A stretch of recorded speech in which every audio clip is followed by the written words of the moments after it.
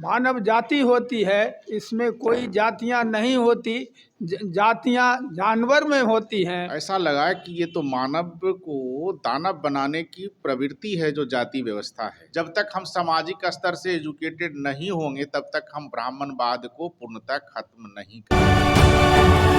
नमस्कार, आप देख रहे हैं तीसरा पक्ष न्यूज नेटवर्क। आज हम ऐसे शख्स के बारे में बात करेंगे जिनके बारे में हम बहुत कम लोग जानते हैं या उनके बारे में लोगों को बताया ही नहीं गया है। जी हाँ, हम बात कर रहे हैं संत राम बीए जी के बारे में, जिन्होंने बाबा साहेब अम्बेडकर के साथ मजबूती से खड़े रहे और जाति पाति तोड़क मंडल के जरिए सामाजिक या समानता के खिलाफ लड़ते रहे। अभी हमारे साथ मौजूद हैं नंद कुमार पंडित जी, जो उनकी जयंती मनाने के लिए इकट्ठा हुए हैं। तो आइए आगे जानते हैं। पहले सर अपना परिचय दे। नंद कुमार पंडित, राष्ट्रीय उपाध्यक्ष, लोकप्रिय समाज पार्टी। आज विग्रहपुर सामुदायिक भवन में 137वीं जयंती युग पुरुष संत राम बीए जी की जयंती मनाई जा रही है और इस अवसर पर संत राम बीए जी ने समाज के बहुजन लोगों को यह संदेश दिया है कि जाति में जो बांटा गया है यह हमारी देन नहीं है, ये ब्राह्मणवाद की देन है।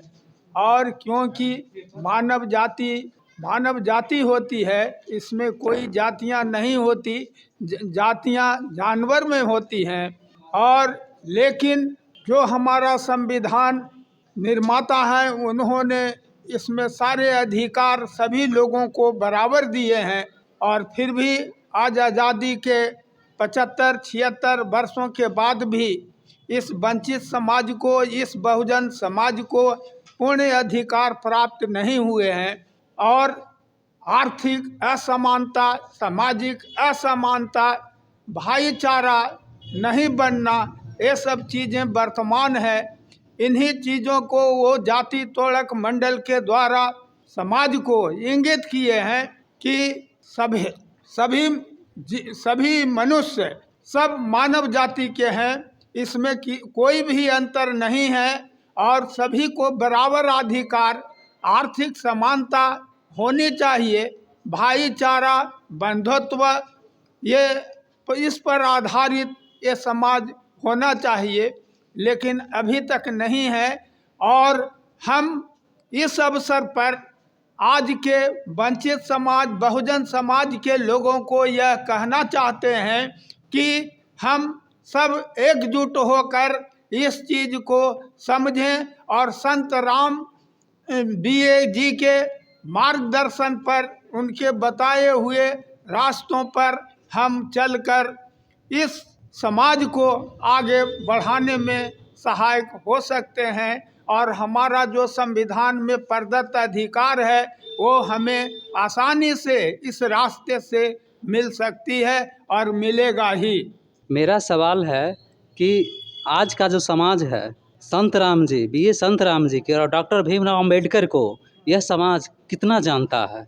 अभी इस समय जो है हमारा जो बहुजन समाज है, ये करीब करीब सभी लोग इस चीज़ को, और बाबा साहेब डॉक्टर BR अम्बेडकर के तो सारी दुनिया जानती है। और क्योंकि ये संविधान निर्माता यही रहे हैं और दुनिया का ये छठा विद्वान व्यक्ति रहे हैं और इसलिए इनको सब कोई जानता है। और इसके पहले मार्गदर्शन के लिए संत राम बीए जी ने सामाजिक कुरीतियों को समझकर इन्होंने जातिवाद के विरुद्ध लड़ाई छेड़ी थी और जाति तोड़क मंडल की स्थापना इन्होंने करके समाज में समानता लाने की कोशिश की थी। पहले तो सर अपना परिचय दे दीजिए। मैं डॉक्टर M पाल। सर मेरा सवाल है कि जो संत राम जी के जो विचार हैं, इनको समाज में किस रूप में कैसे पहुंचाइएगा सर?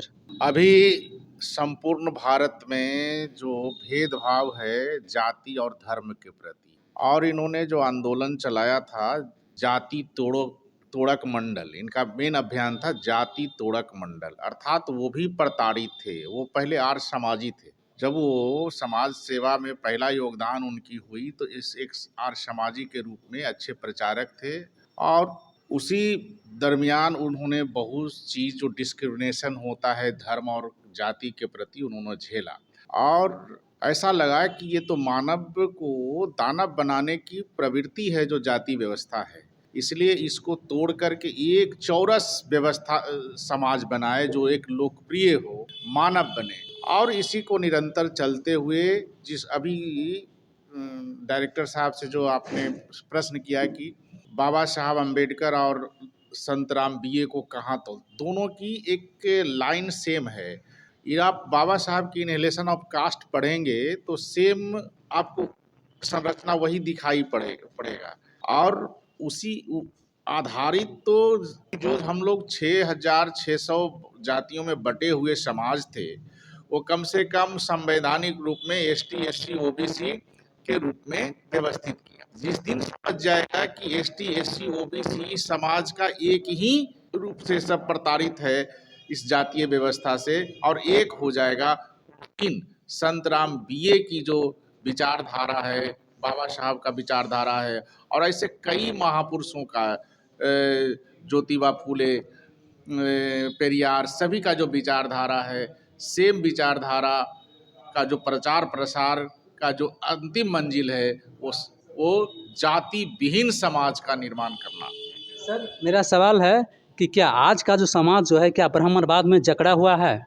देखिए, ब्राह्मणवाद पर हम जोड़ तोड़ से तो कर सकते, सच में जो अभी ब्राह्मणवाद से जकड़ा हुआ नहीं है उसमें एकक सेल्स में फैला हुआ है और कई हजार वर्षों से, 10,000 वर्षों से करीब करीब फैला हुआ है उसके भारतीय मानव समाज में।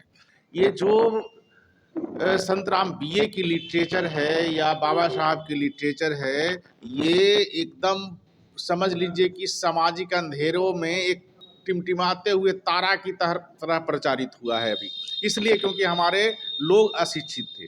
ये 1952 के बाद जब कॉन्स्टिट्यूशन इम्प्लीमेंट की शुरुआत हुई उसके बाद ही अभी भी हम लोग मतलब खास करके जो ST, SC, OBC, converted minority के लोग हैं बहुत कम पढ़े, मात्र मेरे समझ से 10% ही हैं जो एजुकेटेड हैं और सामाजिक स्तर से तो एजुकेटेड एकदम नगण्य के बराबर, मतलब 0.1%। लेकिन ब्राह्मणिकल व्यवस्था में 100% वो सामाजिक रूप से वो इंटेलेक्चुअल है, हम लोग केवल 0.1% हैं।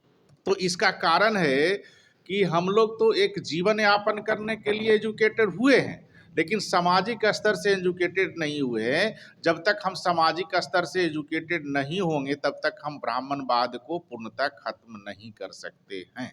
इनका विचार तो था आर्य समाज के सिद्धांतों से जुड़ा हुआ था सर, उनके विचारों से काफ़ी प्रभावित थे, लेकिन आर्य समाज से इनका मोह भंग हो गया।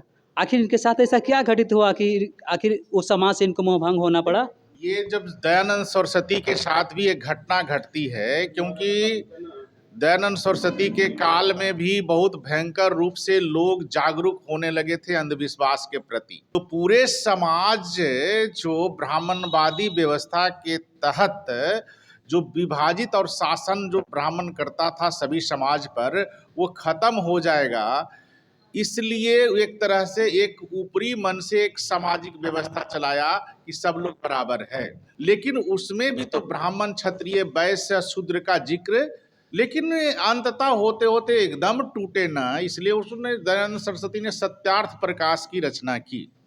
सत्यार्थ प्रकाश की रचना करने के बाद उस पर जिक्र करते हुए भी बार बार संतराम बीए का कहना था कि ये तो ऊपरी दिखावट बराबरी का है लेकिन भीतर तो डिस्क्रिमिनेशन ऑफ द कास्ट है ही, इसलिए इससे होगा नहीं।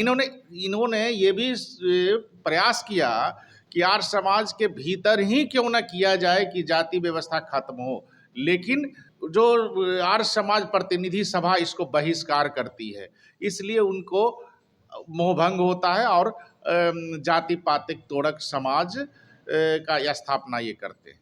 सर मेरा आपसे सवाल है कि जो लोकप्रिय समाज पार्टी जो है आज कम ही लोग इनको जानते हैं। ऐसा क्यों सर? इस पार्टी को आप कैसे समाज में ले जाइएगा? कैसे इसको समाज में माने दिखाइएगा कि ये लोकप्रिय समाज पार्टी कि समाज के लिए कुछ कर रही है? आखिर अभी एक पार्टी है, लोगों को इसका नज़रिया इसके प्रति कैसे आकर्षित करिएगा? को हम लोग तो 1993 से इसमें लगे हुए हैं और समाज को इंगित कर रहे हैं। इस तरह से पार्टी करके थी करके जन्म दिवस मना करके अम्बेडकर का, संतराम बीए जी का, फूले का, सावित्री बाई फूले का, इन सब चीज़ों के जरिए हम लोगों को समझा रहे हैं।